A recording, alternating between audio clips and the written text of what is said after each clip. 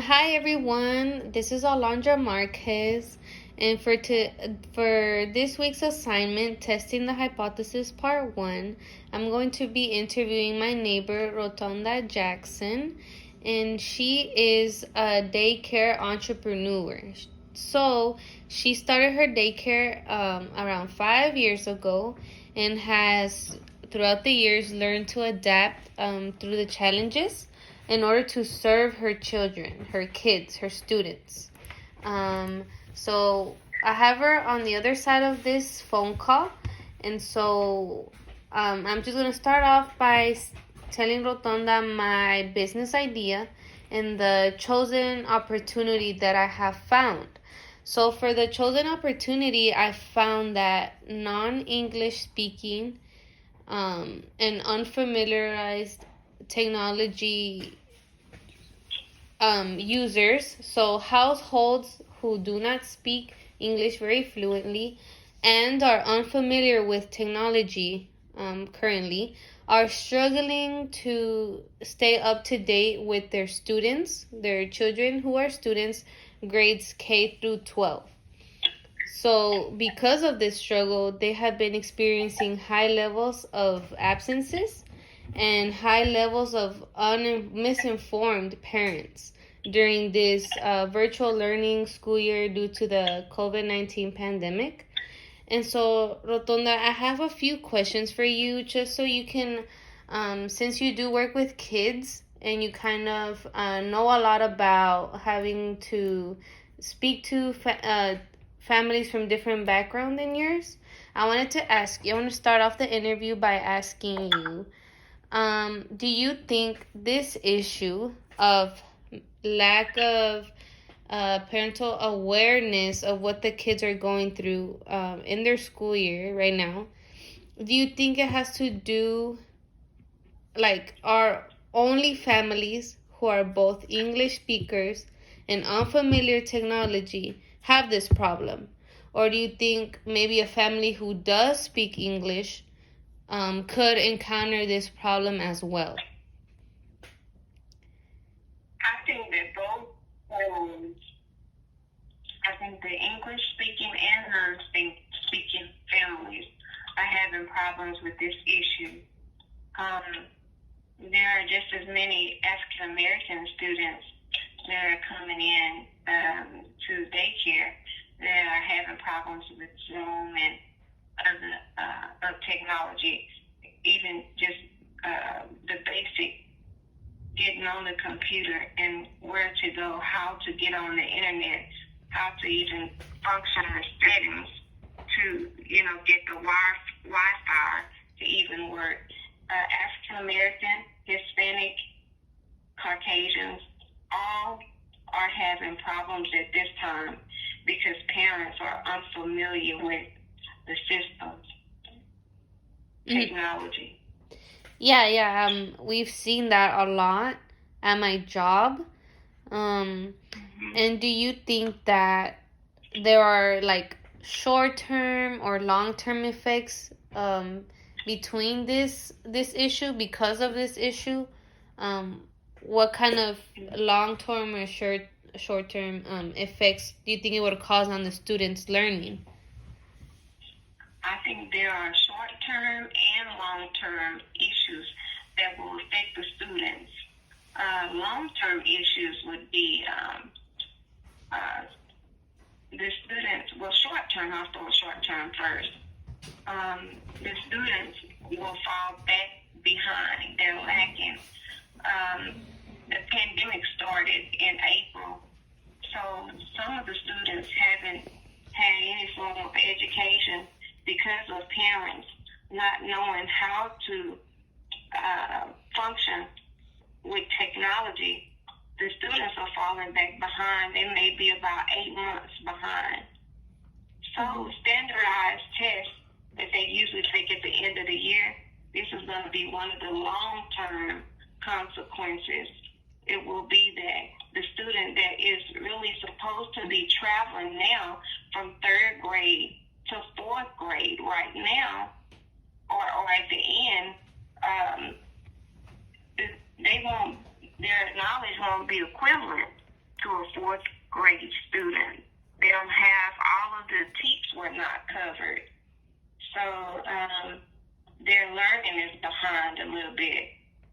For the college students, long-term SAT and ACT tests, the standardized tests, they can't really be measured because the students who were seniors at the time, it would be unfair to ask them at a college to have a certain 720, 820, 920.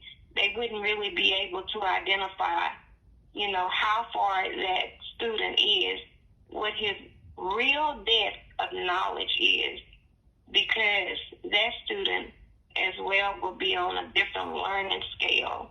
There's no way to really detect if that student really knows what is really necessary. You haven't covered everything because, of the pandemic. So those are some long-term consequences, not being able to pass standardized tests, lack of knowledge necessary to go on to the next grade level.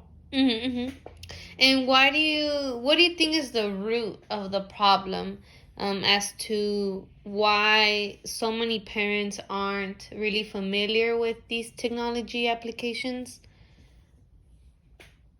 So many parents, the root of the problem, so many parents are not familiar with technology because they were not born during the 2000 age, the technology age.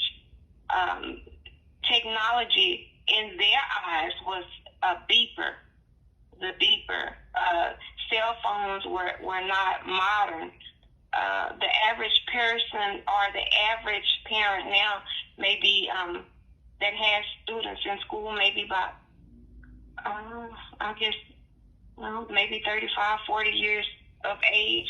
Mm-hmm. If they are 35 to 40 years, there were no cell phones when they were in college. There were no cell phones when they were in high school. The person who is a person who is 42 right now with a high school student, I am that parent. My daughter is maybe out of school, maybe about 2 years, a year. Now, we didn't have cell phones. We didn't have internet. We didn't have computers with Safari and to surface. So these things, if you're not an IT person, if you're not a teacher, you're behind. If you are a person who does construction or a person who does manual labor in the warehouse, technology is not in your everyday vocabulary for some people sometimes. Teachers, some of us can, but the root of the problem is lack of education. Parents haven't been educated on Zoom. They haven't been educated on how to surf the web and help their students. But one way that we could help the parents would be to give more education, give modern technology courses so that they can upgrade their information and what they know about computers. Yeah. That's actually perfect, right?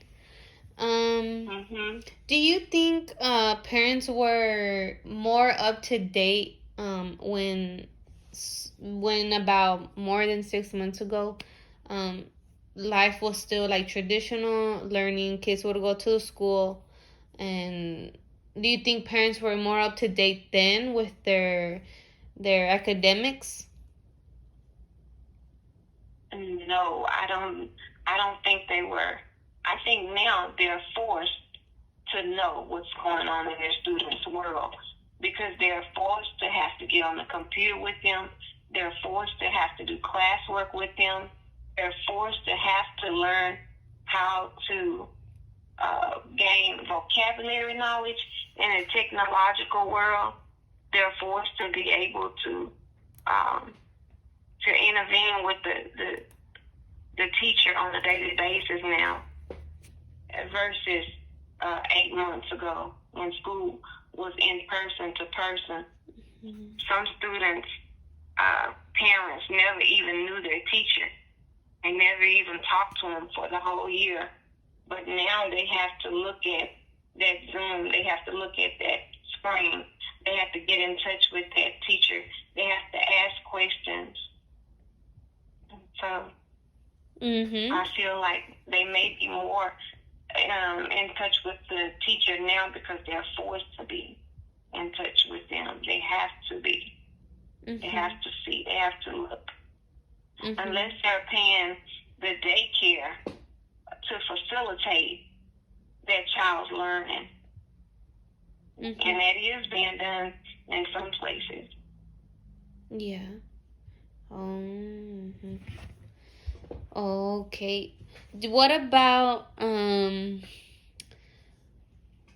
why do you think, let's see. 1 second.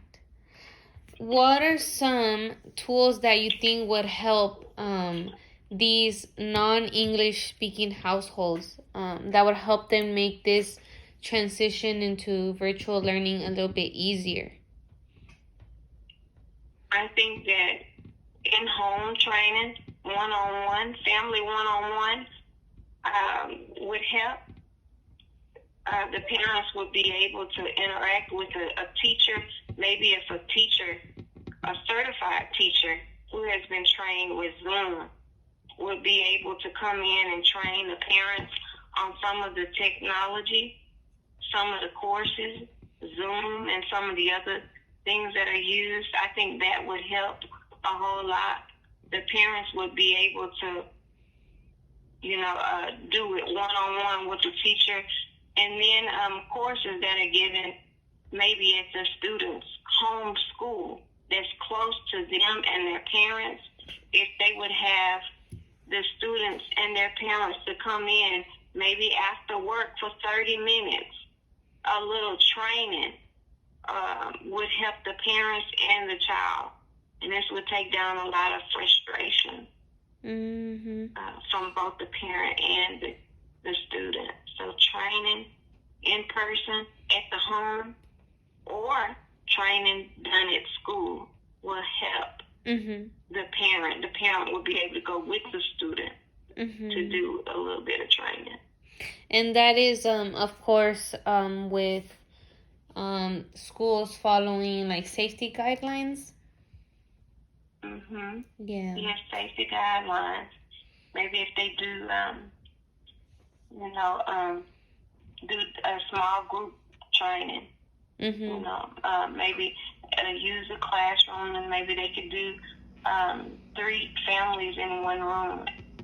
With a little social distance, and do some in a cafeteria, and maybe have a time frame where 5 to 6 o'clock.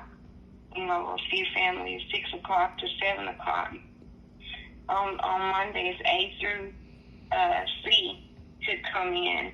On Tuesdays, C through E could come in. On Wednesdays, E through H could come in. On Thursdays, H through J could come in, with the last names. Like that. Yeah, that would be very helpful, and that's kind of what I want to base my business around. Just providing helpful service to those families who need that extra help, just so their student doesn't fall behind with like the state learning and things like that. So I want to thank you for your time, for taking the time to just speak out to me about this current problem that's going on. And I know your daycare has given you a lot of experience on things like these. And since you were a teacher for how long? 21 years. Wow. Yeah, so for a while. So I'm sure you've dealt with situations like these before, where parents are often misinformed or just simply uninformed of what's going on. Yeah. Yes, I'm still a teacher. I teach also in Richardson. I teach at Richardson High School from 12:30 to 2:30. Instructional coach there. I teach teachers to teach, and sometimes if they need me, I'll stay and sub. So I still teach. I teach high school now. Oh, wow. So I wanted to thank you once again, and I hope to talk soon about this project that's going on. Okay, you're welcome. Okay, thank you.